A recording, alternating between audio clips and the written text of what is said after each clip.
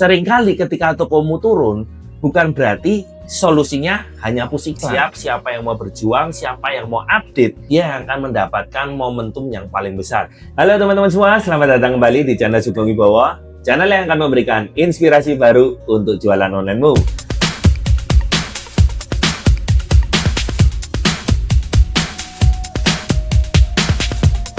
Nah, kalau teman-teman seller akhir-akhir ini merasa bahwa mendekati momen lebaran tetapi orderanmu belum meningkat, iklannya malah makin mahal, viewernya turun, belum lagi main komisi naik, tenang, Anda tidak sendirian karena semua seller pun juga mengalami. Sebelum kita merasa bahwa ketika berjualan Shopee itu sudah tidak worth it karena apa-apa mahal, iklannya pun makin mahal, kita harus pikir dulu dengan kepala dingin. Karena prinsipnya bukan masalah di platformnya, tetapi bagaimana cara kita main di platform tersebut. Yuk kita bahas bareng-bareng. Yang perlu dipahami adalah cara main di Shopee sekarang sudah sangat berbeda dengan tahun-tahun yang lalu. Ketika tahun-tahun sebelumnya kita cukup pasang harga murah, kemudian pancing sedikit iklan, produk kita naik. Tapi sekarang sudah tidak bisa seperti itu, karena semua seller pasang harga murah, pakai iklan, dan penjualnya makin banyak. Jadi kita tahu bahwa sekarang ini di Shopee bukan sekedar tempat jualan, coba-coba jualan. Mungkin beberapa tahun yang lalu coba-coba jualan bisa laku, tapi sekarang di Shopee ini benar-benar seperti medan perang, di mana kita bersaing dengan berbagai seller yang sudah siap memberikan yang terbaik yang mereka punya. Jadi dari sini kita bisa tahu bahwa kalau kita tidak update strategi, masih pakai strategi yang lama, sudah pasti kita akan tertinggal. Saat ini banyak teman-teman seller merasa kenapa mendekati lebaran malah trafficnya turun, pengunjung di tokonya sepi.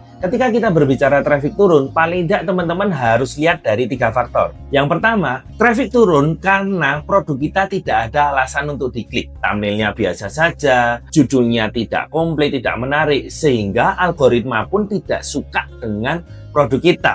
Kemudian yang kedua, ketika kita trafficnya turun, bisa jadi settingan iklanmu hanyalah sekedar jalan. Jadi kita cuma pasang iklan, didiamkan, nggak diapa-apain, nggak diolah, nggak dianalisa, akhirnya ya tidak maksimal karena kita bersaing dengan berbagai seller yang mengiklankan juga. Dan yang ketiga, ketika kita berbicara kenapa traffic di toko kita turun, bisa jadi karena tidak ada convert di tokomu.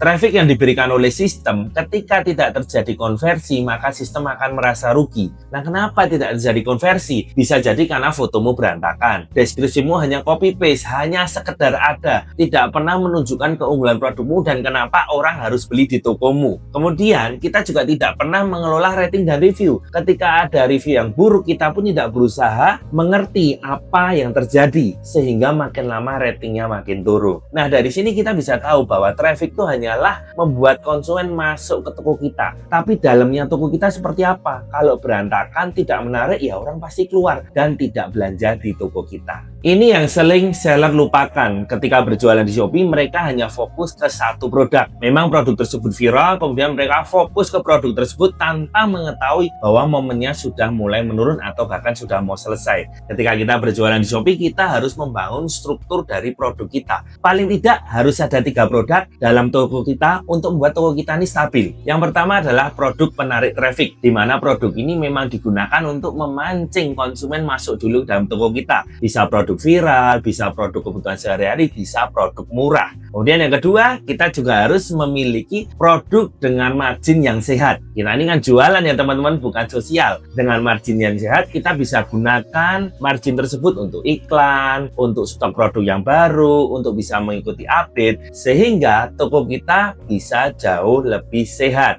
Kemudian yang ketiga, kita juga harus memiliki produk pelengkap, di mana produk ini bisa meningkatkan AOV. Sehingga ketika konsumen belanja di toko kita tidak hanya belanja satu produk. Produk ini juga bisa digunakan untuk membuat harganya jauh lebih mahal. Menjadi hampers, menjadi paket bundling. Nah di sana uang yang masuk ke toko kita akan jauh lebih banyak. Dan tentu saja ini berguna untuk bagaimana kita bisa mengembangkan toko kita. Seringkali ketika tokomu turun, bukan berarti solusinya hanya push iklan. Karena kalau Anda push iklan terus, produkmu nggak kuat, strukturnya nggak kuat, sama saja Anda hanya menghabis-habiskan budget. Menjelang Ramadan seperti ini, tentu saja semuanya berharapnya omsetnya naik. Kita akan tahu bahwa nanti kita akan mendapatkan limpahan traffic dari momentum ini. Tetapi tidak serta-merta semua toko naik. Hanya toko yang siap, hanya toko yang persiapan yang bisa mendapatkan momentum ini. Yang pertama, paling tidak teman-teman harus mengoptimasi produknya. Coba cek lagi, apakah fotomu sudah out of date, sudah nggak laku, sudah terlalu lama.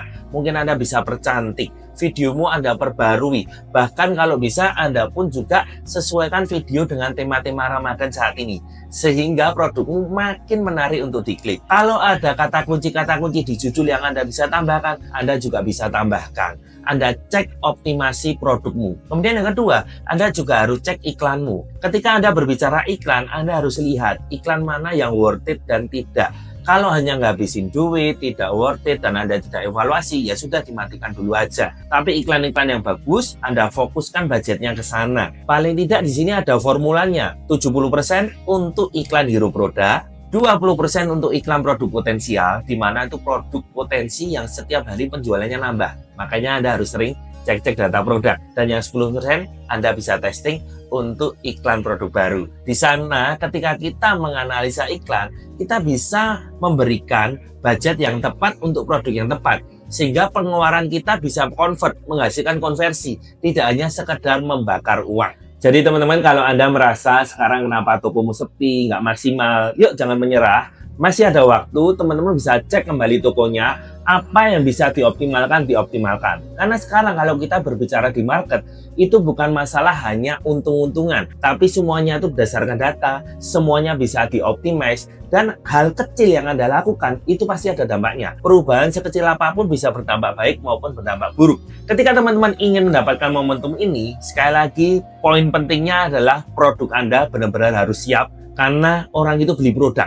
Yang lainnya itu hanyalah cara membantu untuk orang melihat produk Anda. Tapi ujung-ujungnya ketika orang mau mengeluarkan uang atau tidak dari produk Anda. Dan yang kedua, jangan lupa semua faktor yang mendukung orang itu bisa melihat produk Anda kemudian beli. Baik dari sisi iklan, live, Shopee video, kemudian harga, itu semua adalah strateginya. Jadi ketika momen lebaran seperti ini, siapa yang siap, siapa yang mau berjuang, siapa yang mau update, dia akan mendapatkan momentum yang paling besar. Ingat, momen ini tidak bisa diulang karena hanya 1 tahun sekali. Jangan sampai kita menyesal karena kita tidak mengoptimize toko kita saat ini. Jangan cuma diam aja, jangan tidak melakukan apapun, lakukan yang Anda bisa, lihat kompetitor, apa yang baik Anda tiru, tambahkan nilai-nilai yang menjadi keunggulan dari toko Anda. Terima kasih untuk semua teman-teman yang sudah menyaksikan video ini dari awal sampai akhir. Bagi teman-teman yang belum follow, jangan lupa untuk like, komen, dan subscribe sehingga teman-teman bisa mendapatkan update terbaru dari video yang kami buat setiap minggu.